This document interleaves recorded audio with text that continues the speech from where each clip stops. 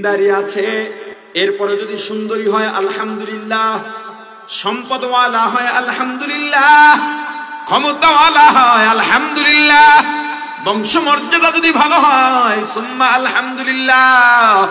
কিন্তু টাকা নাই, পয়সা নাই, বংশমর্যাদা নাই, ক্ষমতা নাই, সম্পদ নাই, কিন্তু মেয়েটা দিনদার, আর কোন দিকে তাকাইস না। টাকা আছে, পয়সা আছে, সুন্দরী, বংশমর্যাদা আছে, দিনদারি নাই, দুনিয়ার কিচ্ছু নাই। দুনিয়ার জাহান্নামটা নিজে হাতে কইরা নিজের ঘরে ঢুকাইছো। মেয়ে দেখা শেষ, এবার বিয়ে হবে। কাবিন নিয়ে কথা, যৌতুক নিয়ে তো কথা হতেই পারবে।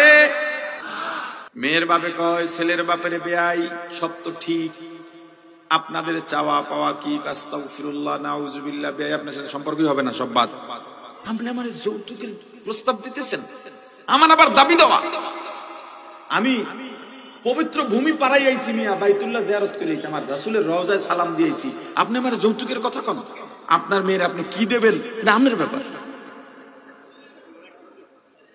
কি আছে না নাই? আছে না নাই? মেয়ের বাবাই যদি না চায়, মেয়ের বাড়িতে একটা পান খাওয়াও যৌতুক হয়ে যাবে। খুব সাবধান।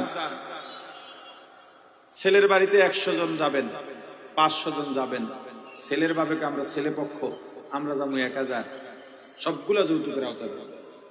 মেয়ের বাবা যদি বলে আমি অল্প কিছু মেহমানদারি করবো সুন্নতের আশায়, আমার তৌফিক আছে 5 জনকে আমি খাওয়াবো, 1 জন বেশি যাইতে পারবেন না। মহারানা এটা মেয়েদের প্রাপ্য।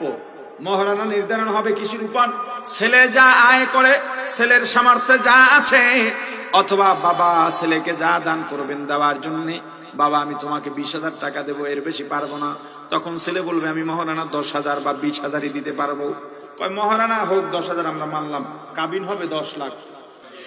আরে কাজী সাহেবরা যারা আছে না, এরা এই ফুসলানিটা দেয়, কাবিন যত বেশি তার মালটুস তত বেশি। রাষ্ট্রীয় দৃষ্টিকোণ থেকে কাবিন নামা হবে, ঠিক আছে, কিন্তু মহারানা যেটা লেখা হবে কাবিন নামা সেটা লেখা হবে, সামর্থ্যের বাইরে কেন? এখন মেয়ে পক্ষ থেকে যে কাবিন দাবি করা হয়, ওদিকে যৌতুক হারাম, আর এটা আরাম হয়ে গেছে। এখন তো যৌতুক পাইলে গেছি গা, এখন তো যৌতুক হয় মেয়ে পক্ষ থেকে। আরে কথা কয় না। গরিব মানুষ যে পারে না 2 টাকা দিতে, এর কাছে 2 লাখ টাকা দাবি করে বসে হয়েছে। এত টাকা কয় যদি সারাসারি হয়, নিয়ত আগেই খারাপ, নিয়ত আগেই খারাপ।